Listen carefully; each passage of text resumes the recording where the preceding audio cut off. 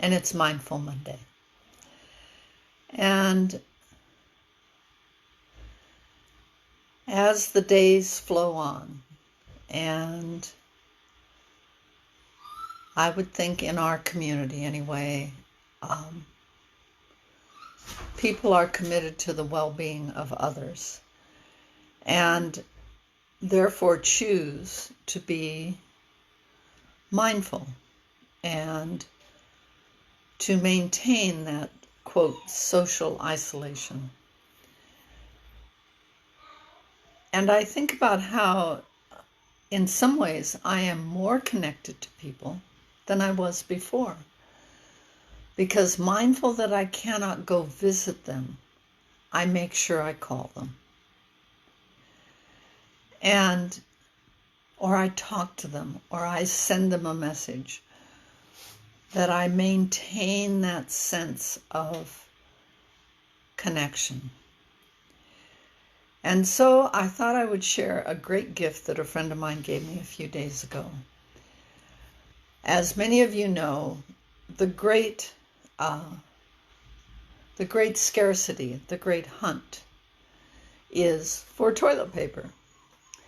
So I decided that after making several attempts, after visiting Walmart, my most unfavorite store, supermarkets, and no toilet paper was to be found, I ordered it online. And it isn't due to be delivered for a few days more. And I actually made multiple orders so that it gets staggered into the future. And I thought to myself, a friend of mine said, well, when you come down for drumming, I'll give you some. And I thought, great. And then, of course, things unfolded a little more. And our drumming group decided that we would not gather. And so my quote source was no longer a possibility. So anyway, I remembered that one of my drumming friends had a daughter who worked in a grocery store. And so I texted her and I said, well, the next time so-and-so goes into work, could you ask her if she would be willing to pick up a package of toilet paper for me, and I'll pay you. I'll come down and get it, and I'll pay you. And originally, that was all it was. Just kind of a very straightforward thing. And then Costco posted they were going to have hours for seniors, and other markets started doing different things. So my friend said to me, well, if you're coming this way, why don't you stop by Costco? They're supposed to have toilet paper, etc. And then she sent me one more message. And the message created the same effect within my mind that a question that Yvonne posed, I can still see us sitting in a TR. It must be now 12 years ago. And we're at my dear friend Serena's home, and we're in her playroom. And she's doing this thing, and for the very first time, she looked around at the group of us who were present for the TR, and she said, who knows? It's not their turn.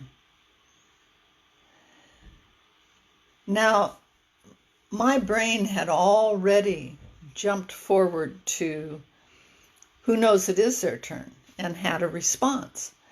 And when she asked the question in reverse, my brain, I could feel it. It literally came to a stop. All thinking processes came to a stop. And I could feel myself totally reordering my thoughts. So when my friend asked me the following question, or made the following statement, it had the same effect. She said to me, if you need this in the now, I have it. It's yours. And all of a sudden, my brain stopped. And I asked myself the question, do I need it, quote, in the now? And the answer was no. And I realized that as impervious as I thought I was to this kind of very pervasive sense of lack, of there won't be enough, I need to make sure I have it, that kind of underlying anxiety that leads to hoarding and other behaviors. And I realized that although mine was much more contained and much more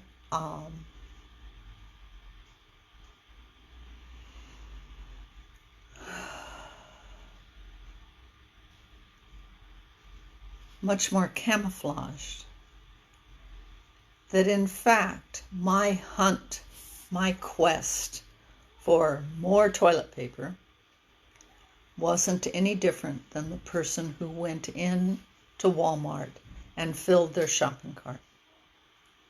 I had enough. I was guaranteed of getting more. But there was a part of me that was anxious, that wanted to guarantee it, that wanted to overstock just in case. So upon reflection, I told her thank you and no, and I'd wait, and if it ever came up, I would say yes. And then, though, what I did was I started asking myself, where in my life do I believe there's not enough? How do I manifest that deep-seated, unconscious thought? And I was so grateful that this current situation gave me the opportunity to see it. That, as Carlos Castaneda calls it, the mirror of self-reflection. When my friend asked me, do you need it in the now? Up was the mirror, and in it I could see myself. I could see that no matter how I wanted to rationalize it, I was operating from a place of lack. Now, that's not to say that one is not mindful of the current situation, that one is not mindful that one needs to make provisions for one's family. But that was really a wake-up call to me. So in this same week that my friend gifted me with that experience, I was also online having a wonderful conversation with Amazon. And I ordered gloves because one of my friends who's has a lot of background in public health said you should have them. So that when you go into stores, when you're handling shopping carts, etc., that you can take good care of yourself. So I went online, I did due diligence, I hunted for the best price and the best shipping and all that stuff. And I ordered some gloves. Well, in that process, obviously, I was not totally present because I ordered 2 sets. So the experience with my friend really created a window of opportunity for me. And when I realized I had extra ones, I made up a package for the local food bank. I included dog food, I included lentils, and I included a package of gloves. And when I brought them to the food bank, and they wanted to know what was in the package before they received it, and I told them it was a brand new package of gloves. They were so excited and so grateful.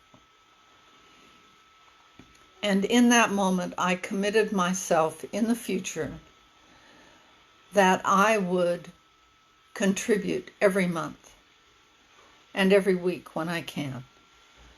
Supplies to the food bank and supplies to the workers to take care of themselves in the food bank, whether it's wipes, whether it's gloves, whatever it is, that I'm blessed to have enough.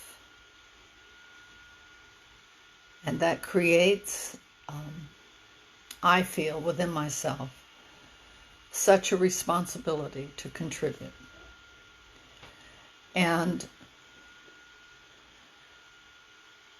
often I think of, here in this country, in the United States, we often think about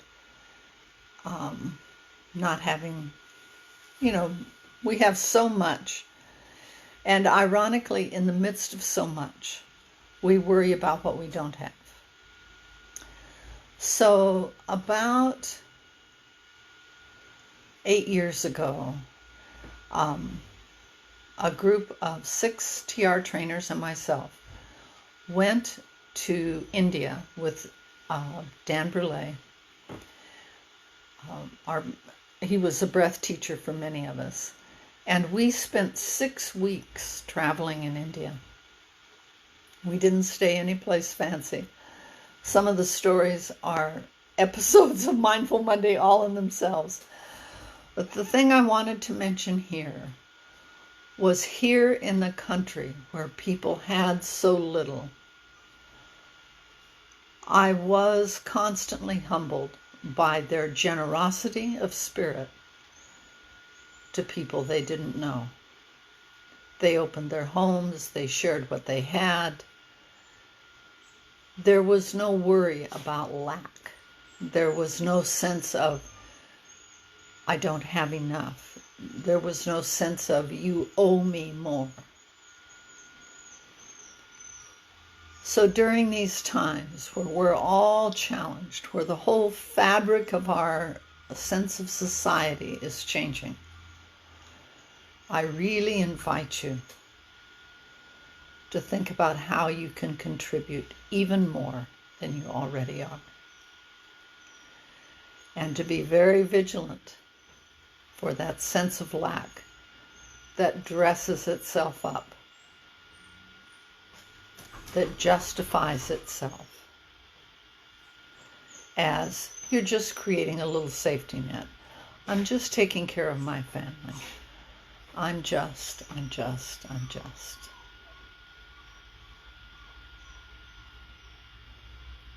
Demonstrate your commitment not only to yourself, but to the human community to which we all belong. And ask yourself, how can I do even more? Have a glorious evening.